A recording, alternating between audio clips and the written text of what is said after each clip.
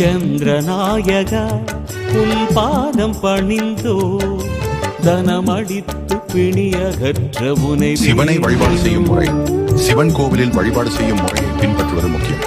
முதலில் கோபுர தரிசனம், பிறகு கொடிமரத்தில் நமஸ்காரம் செய்து பிள்ளையார், முருகர், துர்க்கை, சனீஸ்வரர் மற்றும் லிங்கோத்பவரை நமஸ்கரித்து சண்டிகேஸ்வரரை தரிசித்து உங்கள் பெயரை சொல்லி கோவிலுக்கு வந்ததை அறிவிக்க வேண்டும். 3 முறை கோவிலை வலம் வந்த பிறகு எதையும் எடுத்துச் செல்லவில்லை என 2 கைகளை அவரிடம் காட்டி வர வேண்டும். பிறகு சிவனை தரிசிப்பதற்கு முன் நந்தியை தரிசித்து அவரது அனுமதியை வேண்டிக் கொண்டு நீங்கள் சிவனை தரிசனம் செய்வதற்காக வர வேண்டும். சிவபெருமானை நீங்கள் தரிசனம் செய்வதற்கு முன்பாகவே உங்களுடைய கோரிக்கைகளை சண்டிகேஸ்வரர் சிவபெருமானிடம் வைத்து விடுவார். பிறகு நீங்கள் சிவபெருமானை கண்குளிர பார்த்து வழிபாட்டை மேற்கொண்டு பிறகு வீட்டிற்கு திரும்பினால் போதும்.